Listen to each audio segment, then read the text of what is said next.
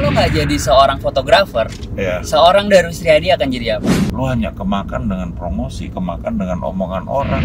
Orang bawa kamera, dia teriak-teriak, ini bagus, semuanya ngikut. Review, iya. Review, padahal belum tentu kata dia gitu. Iya. Kecuali kata Tuhan bagus, kita ngikut lah.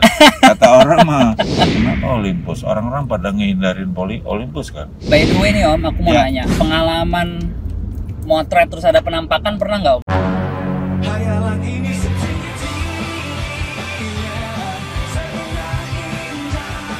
Nah, berarti bisa disimpulkan apapun gearnya tergantung orang yang makainya lagi lah ya. Tapi yang paling penting adalah skillnya. Selain skill, belajarlah lighting yang benar. Belajar lighting yang benar. Oh, iya. Iya, kita fotografi nggak pakai lighting selesai nggak? Ngapain motret? Lu gerhana matahari malam hari lampu nggak boleh nyala, ya udah tidur aja. Gelap bos. Makanya. Tapi begitu ada cahaya sedikit pun bisa lu motret. Masih bisa. Belajarlah itu. Yes. Karena kalau lu udah belajar mengenai cahaya, sebetulnya pada akhirnya lu akan belajar mengenai apa itu yang disebut sumber cahaya. Sedangkan cahaya itu apa? Energi, Bos. Yes. Cahaya itu kan energi. Iya. Berarti lah apa? Lu coba belajar mengelola energi. Energi yang mana yang positif? Hidup tanpa energi ya mati. Jadi lu belajar hidup ya. Dari fotografi akhirnya. Persis. Benar juga ya. Dan itu gue jalanin. Tapi Om Darwis juga berarti update ini juga ya, soal kamera, teknologi. Oh iyalah, kalau sebetulnya gini, gue nggak terlalu melek IT ya. Karena standar di dalam kamera itu sederhana. Gue cuma ngeliat apa, cuma 3 ISO, diafragma kecepatan, semuanya pakai itu. Kita ulik-ulik aja itu. Software di dalam, gue nggak pernah tahu. Gue old school kan, jadi tipikal yang nggak pernah mau ngulik IT. Tapi kamera apa aja gue ulik bisa, pasti jadi bagus. Sedap. Karena sistem itu, iya. Logika dari sistem itu. Kuncinya itu kan. Kuncinya. Makanya fotografi kan, kalau istilah di fotografinya mungkin buat teman yang ini, ada istilah segitiga exposure. Itu kan exposure itu untuk apa? Nangkep gelap terangnya. Padahal fotografi itu lu keterangan lu gelapin, kegelapan lu terangin, selesai. Iya kan? Tinggal bagaimana lu mendevelop fotografi itu menjadi menarik dengan teknis-teknis yang lu coba explore sendiri. Itu. Om, kamera pertamanya Om Darwis apa Om? Nikon F1. Iya. Nikon F1 ya. Terus dari situ baru pindah ke Canon. Sekarang gue pakai Olympus lah. Kenapa Olympus? Orang-orang pada ngehindarin Olympus kan? Karena yang tadi gue sebutin micro four Porter, gue malah ambil itu. Oh gitu? Iya, karena kan gini, gue tuh selalu berpikir bahwa sesuatu yang nggak dipilih orang itu belum tentu jelek. Gue pelajarin bener. Ternyata ini Olympus kan bagus itu, bagus. Atau bagus di tangan yang tepat mungkin. Semuanya harus di tangan yang tepat. Yes, benar. Iya kan? Bagaimana caranya kita melakukan tepat? Kita harus melakukan betul-betul dengan tahapan yang tepat. Iya. Pasti kesannya tepat. Berarti kalau disuruh milih Fuji atau Olympus? Olympus lah jelas. Olympus jelas. Tapi gue pakai Fuji juga. Nah, gue pakai Fuji juga. Cuman keseharian gue pakai Olympus. Kenapa? Fuji itu ya bagus juga menurut gue, tapi gue berpikir bahwa Fuji itu ada satu spesifiknya, dia punya satu aplikasi atau software di dalamnya itu kita bisa bermain black and white macam-macam. Ya udah itu aja. Karena gue emang seneng explore black and white. By the way nih Om, aku mau nanya, pengalaman motret terus ada penampakan pernah nggak Om? Aku tahu, kamu hantu kan? Kalau paling serem di puncak. Jadi waktu itu gue motret di satu rumah, depan rumah. Rumahnya tuh country house, ada kayu tuh, log house tuh loh. Kalau mau gitu kan. Bangunan lama gitu ya? Iya, bangunan lama. Lama banget ya, bila di panas puncak tuh, turun puncak. Gue foto-foto, udah. Begitu sampai Jakarta, gue lihat fotonya, tiba-tiba itu model belakangnya kayak ada tangga rumah gede itu ya. Terus ada lampu yang gantung itu loh. Terus di tangga itu ada orang zaman pakai kebaya zaman dulu tuh loh. Anjir, Iya, waduh creepy itu banget gue langsung. Iya, gue pikir gila, kenapa bisa gitu gitu. Itu begitu gue kasih lihat modelnya lari, kita nggak mau dia takut. Kalau di makam paling sering sih, makam itu bentuknya orbs ya. Iya. Ya orbs itu kan energi ya, penampakan Yes. ruang-ruang yang ada di situ kan. Karena sebetulnya umumnya di tempat yang dingin, terus di makam itu pasti banyak orbs ya. Pasti ada aja gitu ya. Nah, yang banyak sekali sih gue dulu di makamnya spiritualnya Raja Solo, Raja Solo. Kasunanan. Oke. Jadi gue sebelum motret itu 2 kali penampakannya tuh gue dapet. Kejepret tuh. Iya, kecepret. Wow. Kecepret. Jadi waktu pertama itu gue habis motret. Jadi gue lagi kolaborasi sama desainer Matsuda Hiromi itu, dia desainer gelas ya, kristal tuh loh, dari Italia, tapi orang Jepang.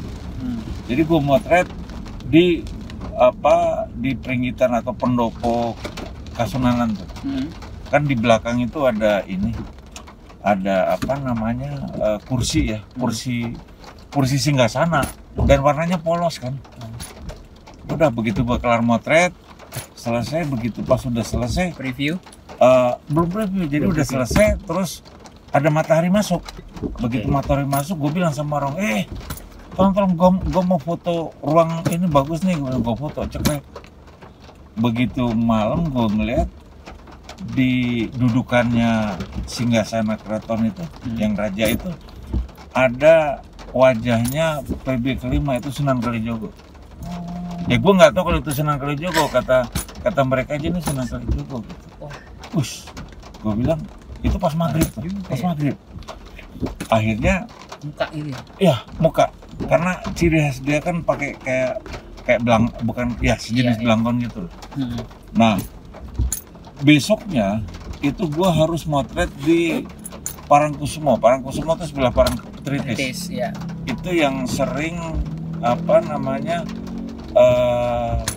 Sunan Kalijogo tuh semedi di situ. Oke.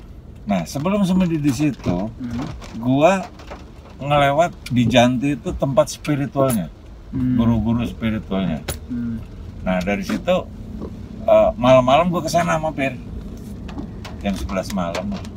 Jam 11 malam gua mampir di sana, terus kita minta restu lah, doa ya. Kita harus permisi lah. Iyalah. Mohon izin supaya besok motret bagus. Lancar. Udah begitu pas ini gue motret malam, difotoin kan malam. Itu ada penampakan orbs gede kayak di badan gue gitu, terus ada tombak nancep dari atas gitu.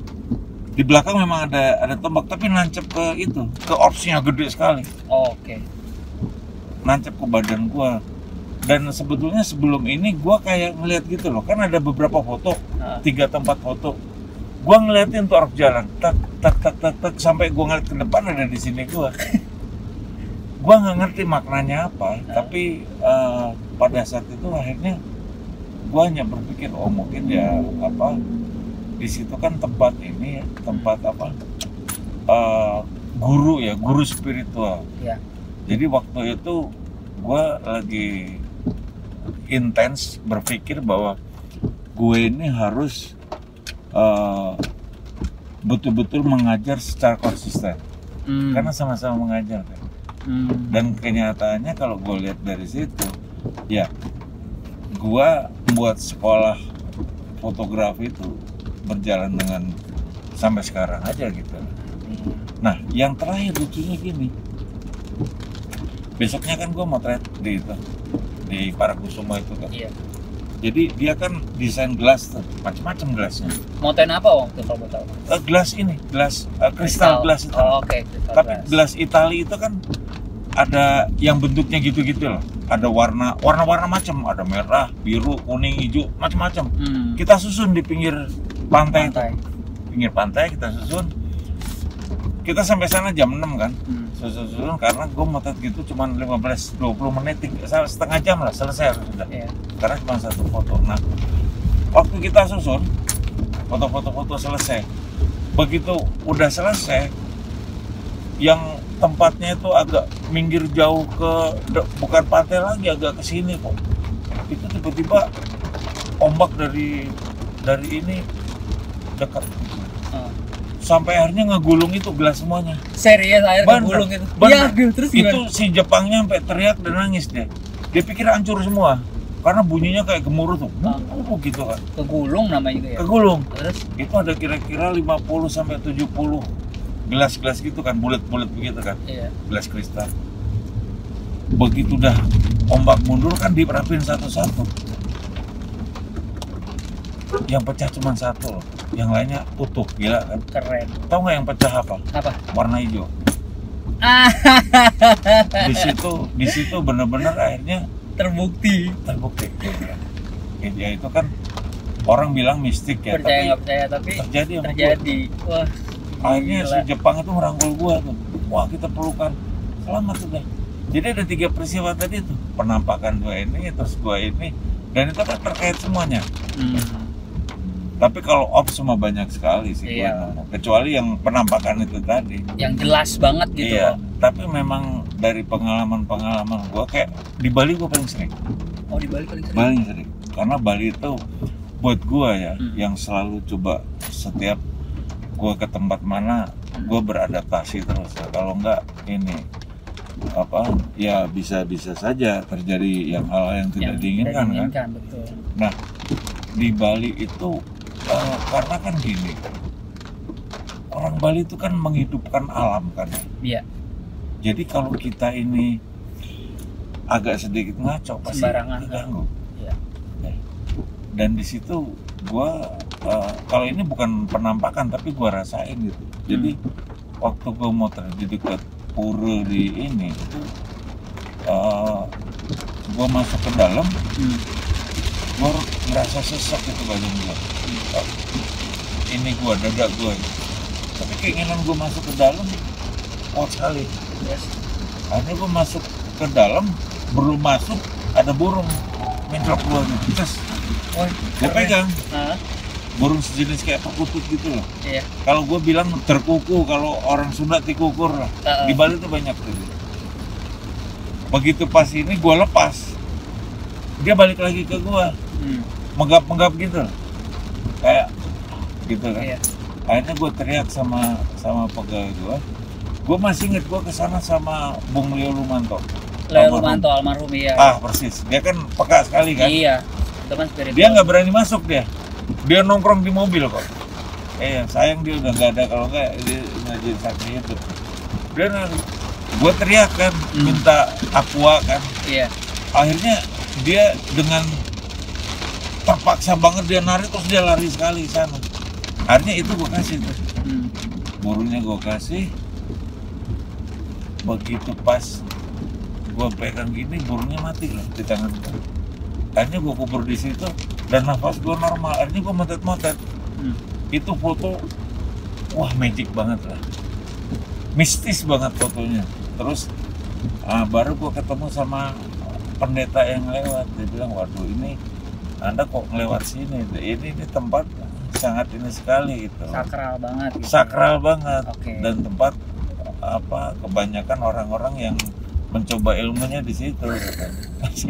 Tapi ya kalau gue bilang ada satu hal yang harus kita dari apa yang gue ceritain ini.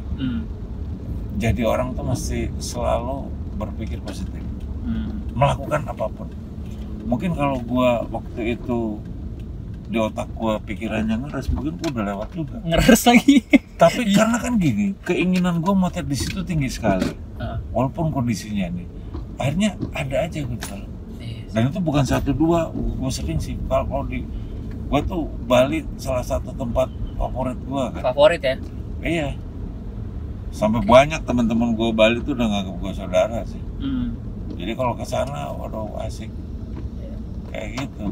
Banyak sih pengalaman di Bali, tapi itu salah satunya yang menurut gua paling terlupakan juga. Iya. Ngomongin banyak yang kenal ya, sebenarnya saya udah lama kenal sama Om Darwis tuh. Oh gitu. Udah lama kenal. Cuman ketemunya baru sekarang. Bukan, cuman Om Darwis gak kenal gua siapa. By the way, ngomongin ke tempat favorit nih, ngomongin favorit ya, lensa favoritnya apa sih Om? Kan gue ini pemotret orang ya, Ya. portrait ya. Yes. Jadi memang gue lebih banyak menggunakan lensa potret. Lensa potret itu artinya lebih panjang dari lensa normal. Jadi kalau kalau kita bicara full frame itu di lensa 85. 85 itu favorit gue juga tuh. Oh ya? Iya, 85. Karena nggak mantap. distorsi. Keren. Iya. Blurnya juga, oke banget. Iya, bagus. Dan Yo. biasanya lensa potret itu single kan, single lens Iya, bukan single zoom lens. ya. Iya, nggak bisa. Karena diapain. f-nya pasti besar dan itu bagus. Dan Fix juga kan. betul, Fix, fix lens gitu loh. Itu aja karena ya walaupun lensa yang lainnya gue punya kerjanya motret kan, tapi tetap hari-hari yang gue pakai itu aja. Ya kan pasti ada favorit kan. Iya. Oh, ini ada. kece ini. Om, biggest Yes. achievement deh Om. Biggest achievement Om Darwis. Perjalanan panjang kan. Iya, iya. Kira-kira biggest achievement Om Darwis tuh.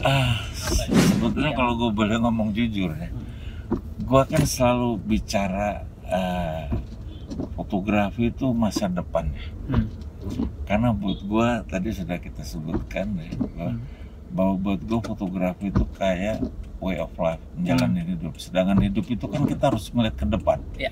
Kalau kita ngeliat ke belakang, itu kayak cuman cerita ngegombal aja kan. Dulu gua gini, dulu gua menang, dulu kan. Dulu. Nanti ke depannya lu mau ngapain, kan gitu. Yep. Ya tapi lu udah nanya gitu ya. Ya banyak sih gua dapat award dari Matsushita Jepang pernah, terus dari Jerman juga beberapa kali ya karena memang terus dari mungkin kalau lu ke suatu saat ke Jerman ya di Göteborg ya, itu ada museum Hasselblad kamera ya. Ada di situ ada foto gua pas. Gua dapat award di situ. Tapi Kan ya, banyak yang nggak tahu Om. Nggak pernah dibahas di mana-mana di sini malu doang. gua mau ntar orang ngomong ya udah Sombong tua. banget nih gitu ya. Itu loh. Enggak lah, Ya, tapi itu kan ya, jadi seperti itu. Biar Tapi tahu juga. buat gua itu artinya katakan itu sebuah penghargaan, apresiasi yaitu Iya dong.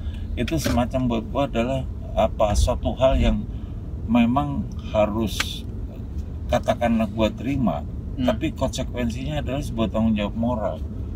Gua ke depan ini juga harus terus melakukan hal motivasi gua supaya fotografi ini nggak mandek. Iya. Makanya gue selalu ngeliat ke depan. Keren. Dengan ke depan itu kan jadi gue punya spirit terus. Iya. Makanya gue kalau misalnya ketemu sama ya kayak lu kan udah kayak anak gua, seperti anak gua kan masih muda. Gua nggak merasa bahwa kita berbeda umur atau berbeda posisi, enggak. Gua anggap sama. Jadi ngobrol jadi asik gitu. Yes. Padahal dari sini sebetulnya bukan gua memberikan ke lu jangan, gua malah nyari gua dapat ilmu-ilmu apa yang lu ceritain ke gua. Jauh Om kalau ilmu mah. Ya, tapi Saya ilmu kehidupan lu yang sekarang ini gua juga nggak tahu. yes. Kayak contohnya gini aja, fenomena apa sekarang misalnya apa yang misalnya katakanlah satu contoh YouTube lo yang seperti ini kan buat gue menarik ini. Oh iya ini konten seperti ini menarik. Amin.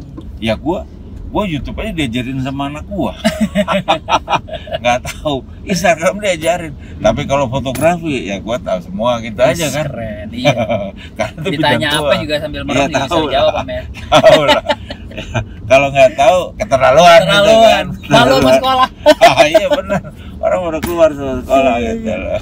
Gue seneng lo akhirnya lo ketemu gue ditemuin, kita ngobrol karena Thank you banget. dengan ngobrol begini ini kan sebuah interaksi menurut gue. Dari apa yang lo tanya gue ingat lagi segala sesuatu karena prinsip mendasar dari apapun yang kita lakukan yang paling penting itu kan satu hal ya, konsisten sama rasa syukur dengan apa yang skill kita yang kita punya. Betul. Lu punya skill gila, tadi baru sebentar aja gue ngeliat ngobrol Zoom, wah itu kan profesi kan, apresiasi profesi kan. Itu yang menarik. Thank you banget Om dari Sama-sama. Saya ini kehormatan buat saya udah Wah mampir sama-sama, gue juga ke suka YouTube channel saya ini ya. Iya. Thank you banget. Sama-sama. Apresiasi banget lah Om, setinggi-tingginya. Pokoknya sehat terus Om. Oke, Apapun sip. yang dikerjakan. Iya. Mantap. Semoga Sukses ya. iya. Bilang. Sama-sama sehat selalu Om Darwis ya. Salam untuk Papa. Amin ya. Kayak kita belum ketemu, tapi suatu saat pasti akan. Boleh ketemu ya? Oh boleh. Oke. Tempatnya kan udah jelas ini. Yes. Apa? The one and only Darwis Triadi, living legend, fotografer Indonesia.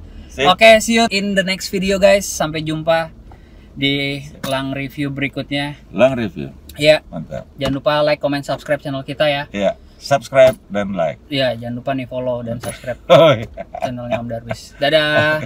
Dah. Hayalan ini